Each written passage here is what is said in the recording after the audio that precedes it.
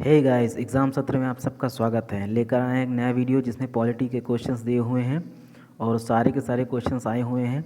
इससे पहले स्टार्ट करें, आप लोग से रिक्वेस्ट है कि प्लीज़ चैनल को सब्सक्राइब नहीं किया तो प्लीज़ सब्सक्राइब कर दीजिए और बेल आइकन को प्रेस कर दीजिए और ऑल पे सेट कर दीजिए ताकि जब भी नया वीडियो डालें आपके में नोटिफिकेशन आ जाए। ठीक है, देर न करते हुए स्टार्ट करते हैं आज का सेशन। आज का पहला क्वेश्चन है, भारतीय संविधान की रचना में निम्नोक्त में से किसने सर्वाधिक गंभीर प्रभाव छोड़ा। भारतीय संविधान में निम्न में से किसने सबसे ज़्यादा प्रभाव छोड़ा। कहने का मतलब ये है, पहला ऑप्शन है ब्रिटिश संविधान ने, दूसरा ऑप्शन है संयुक्त राज्य अमेरिका का संविधान ने, तीसरा ऑप्शन है आयरलैंड का संविधान ने, चौथा ऑप्शन भारत सरकार अधिनियम 1935। इसका सही आंसर बताइए क्या है। इसका सही आंसर है भारत सरकार अधिनियम 1935। ठीक है, इसका चौथा ऑप्शन सही होगा, चौथा ऑप्शन सही होगा इसका, भारत सरकार अधिनियम 1935। दरअसल हुआ क्या है, भारत का जो वर्तमान संवैधानिक ढांचा है उसका बहुत कुछ जो है 1935 के अधिनियम पर आधारित है। ठीक है, काफ़ी कुछ 1935 के अधिनियम पर आधारित है। ठीक है, यहाँ से लगभग 250 अधिनियम को थोड़ा सा फेरबदल करके अपने मूल संविधान में जोड़ा गया है। इसमें 1935 के अधिनियम के कुछ उपबंध बताता हूँ आपको। जैसे केंद्र में द्वैत शासन की स्थापना, द्वैत मतलब डायरकी, ठीक है, और संघात्मक सरकार की स्थापना। ठीक है, केंद्रीय विधानमंडल हो जाएगा, प्रांतीय शासन व्यवस्था हो जाएगी, प्रांतीय विधानमंडल हो जाएगा।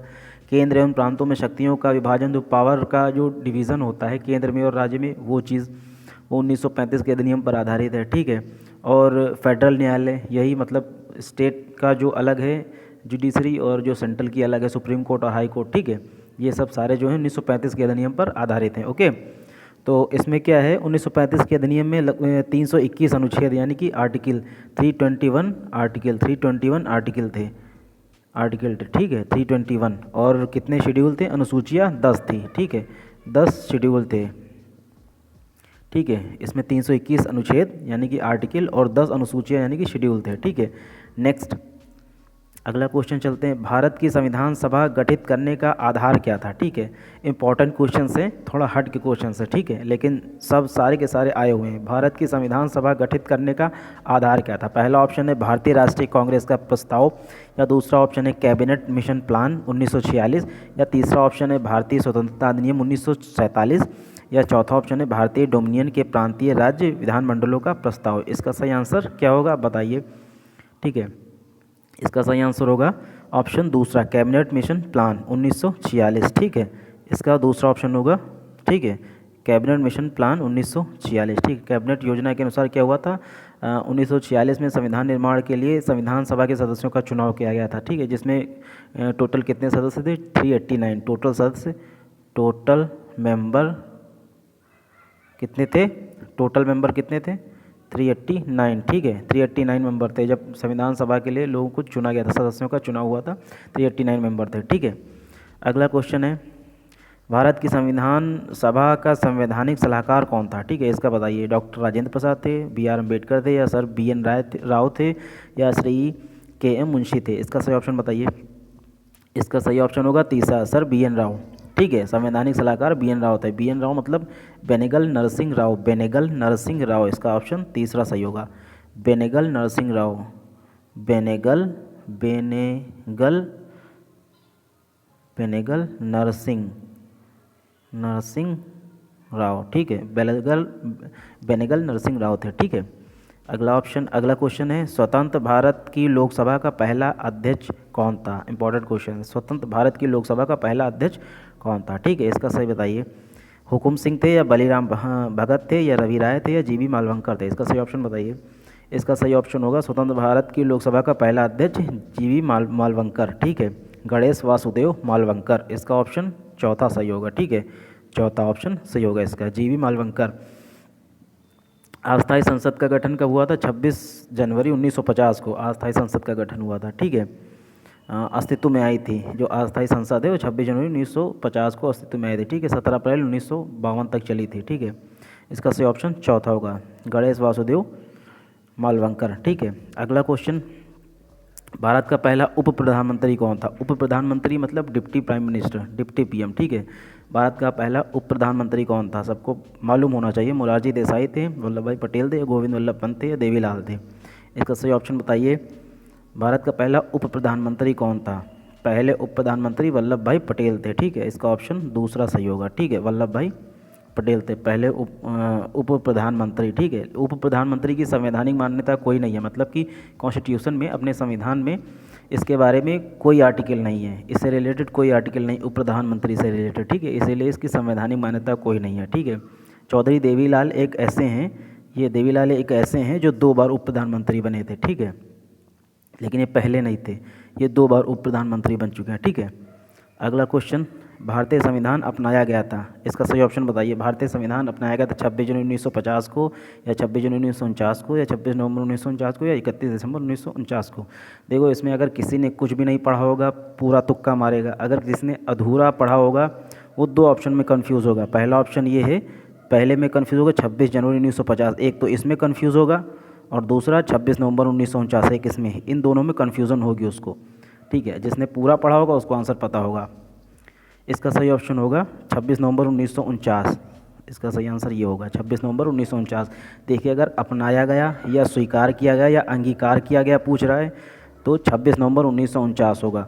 अगर अपनाया पूछ रहा है, अपनाया या फिर स्वीकार किया गया या फिर अंगीकार किया गया, ये सब पूछ रहा है तो 26 नवंबर 1949 होगा। अगर लागू पूछेगा तब 26 जनवरी 1950 होगा। जब लागू पूछेगा कि कब लागू किया गया भारतीय संविधान को, तब 26 जनवरी 1950 होगा। बाकी अगर अपनाया पूछ रहा है या स्वीकार पूछ रहा है या अंगीकार पूछ रहा है तो 26 नवंबर 1949 होगा। ठीक है, बढ़ते हैं अगले क्वेश्चन की तरफ। भारत के पहले राष्ट्रपति के रूप में डॉक्टर राजेंद्र प्रसाद का चुनाव किसने किया था? अच्छा क्वेश्चन है। पहले राष्ट्रपति तो सबको मालूम है, लेकिन राष्ट्रपति का चुनाव किया किसने था, ये क्वेश्चन पूछ रहा है। भारत के पहले राष्ट्रपति के रूप में डॉक्टर राजेंद्र प्रसाद का चुनाव किसने किया था? इसका सही आंसर बताइए। निर्वाचन मंडल के द्वारा, भारत की जनता द्वारा, संविधान सभा के द्वारा, या संसद के द्वारा? इसका सही ऑप्शन बताइए। भारत के पहले राष्ट्रपति का चुनाव किसने किया था? ठीक है, इसका सही ऑप्शन बताइए। इसका सही ऑप्शन होगा संविधान सभा के द्वारा। ठीक है, तीसरा ऑप्शन सही होगा इसका। भारत के पहले राष्ट्रपति के रूप में राजेंद्र प्रसाद को किसने चुना था? संविधान सभा ने चुना था। ठीक है, 24 जनवरी 1950 को संविधान सभा ने पहला राष्ट्रपति चुना था। ठीक है, 24 जनवरी 1950 को, 24 जनवरी 1950 को। ठीक है, 24 जनवरी 1950 को इनको पहला राष्ट्रपति चुना गया था। ठीक है, लोकसभा का गठन होने के बाद 1952 से 57 तक फिर से हुए थे ये, 1952 से 57 तक फिर से हुए थे। इनका तीसरा कार्यकाल जो था 57 से 62 तक फिर से राष्ट्रपति बने थे। ठीक है, ओके, चलते हैं अगले क्वेश्चन की तरफ। निम्नलिखित में से भारतीय संविधान सभा का अध्यक्ष कौन था? ये बताइए। मालूम होगा सबको, निम्नलिखित में भारतीय संविधान सभा का अध्यक्ष कौन था? राजेंद्र प्रसाद थे, या जवाहरलाल नेहरू थे, या M.A. जिन्ना थे, या लाल बहादुर शास्त्री थे? इसका सही ऑप्शन होगा ऑप्शन ए, राजेंद्र प्रसाद। ठीक है, इसका सही ऑप्शन ए होगा, राजेंद्र प्रसाद। भारतीय संविधान सभा का अध्यक्ष कौन था? राजेंद्र प्रसाद। देखिए, 9 दिसंबर 1946, 9 दिसंबर 1946 को पहली संविधान सभा की पहली बैठक हुई थी। उसमें संविधान सभा के सबसे बुजुर्ग व्यक्ति थे सच्चिदानंद सिन्हा। ठीक है, उनको अस्थायी सदस्य बनाया गया था। कौन? सच्चिदानंद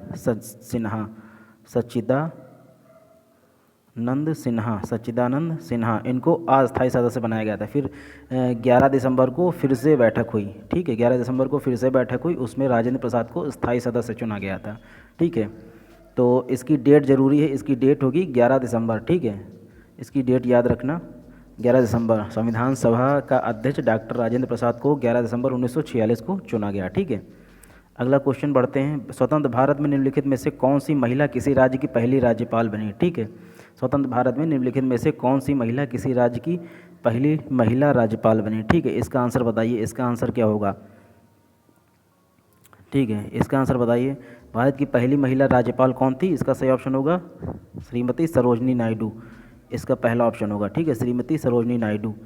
ठीक है, 15 अगस्त 1947 से 2 मार्च 1949 तक, 1947 से 1949 तक। ठीक है, पहली महिला राज्यपाल थी। ठीक है, और सुचेता कृपलानी ये थी पहली महिला CM। ठीक है, ये पहली महिला CM थी। इंदिरा गांधी PM थी, और श्रीमती विजया लक्ष्मी पंडित ये general assembly UN general assembly की मेंबर रही थी। ठीक है, तो इसका सही ऑप्शन होगा श्रीमती सरोजनी नायडू। ठीक है, इसका सही ऑप्शन पहला होगा। बढ़ते हैं next question. Doctor B R Ambedkar ने संविधान का हृदय और आत्मा किसे कहा था? इसका सही ऑप्शन बताइए। डॉक्टर बी आर अम्बेडकर ने संविधान का हृदय और आत्मा किसे कहा था?